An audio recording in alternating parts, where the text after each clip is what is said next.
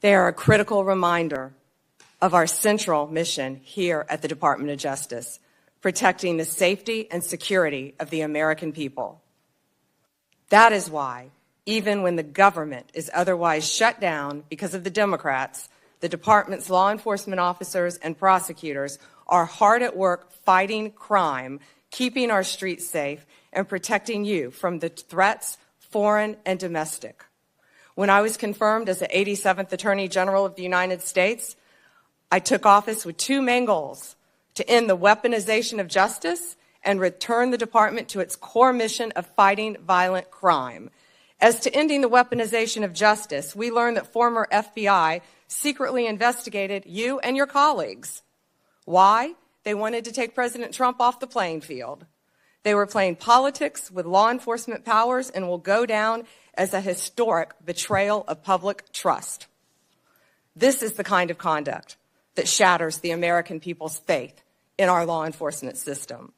We will work to earn that back every single day. We are returning to our core mission of fighting real crime.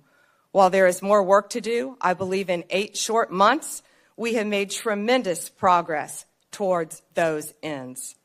Our federal surges in Washington, D.C. and Memphis are a perfect example of how the Department of Justice should operate. We created strong partnerships with local leadership, working hand in hand with both cities to send resources where they were needed most. The results speak for themselves. We have made more than 3,800 arrests here in Washington while seizing more than 365 illegal guns. In Memphis, we have already made more than 300 arrests and close to 80 illegal guns in just a week. We are replicating that tough-on-crime approach throughout this country. Under the leadership of Director Kash Patel, the FBI is doing outstanding investigative work to keep American people safe. The FBI just conducted a months-long operation called Summer Heat, which resulted in over 8,600 arrests from June to September. More than 6,500 arrests fell under the FBI's violent crime and gang program.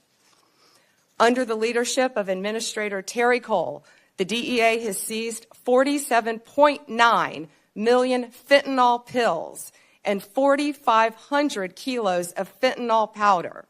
That represents 370 million deadly doses. 370 million. The DEA is dismantling violent cartel drug trafficking networks across this country, including the seizure of nearly 470 million in criminal assets. Under the leadership of Gadi Saralta, our U.S. Marshals have been the tip of the spear on federal surges and protecting judges and elected officials. Our Marshals have arrested more than 51,000 fugitives nationwide since January 20th. Under the leadership of Acting Director Dan Driscoll, ATF has taken more than 23,000 illegal guns off our streets. 3,400 of those guns have been linked to trafficking between the U.S. and Mexico. My attorneys have done incredible work advancing President Trump's agenda and protecting the executive branch from judicial overreach. We've been sued more than 400 times since January 20th.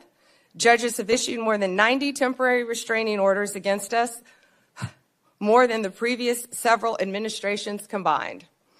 Despite the unprecedented degree of activism we've seen from the lower courts, we have never ignored a court order. And why would we? We have secured a historic 22 victories at the Supreme Court alone, with more to come. Our civil rights attorneys are fighting discrimination and anti-Semitism. Our criminal attorneys are prosecuting violent criminals and foreign terrorists every single day. I look forward to continuing this work at the Department of Justice, and I look forward to testifying before you today. Thank you, Chairman.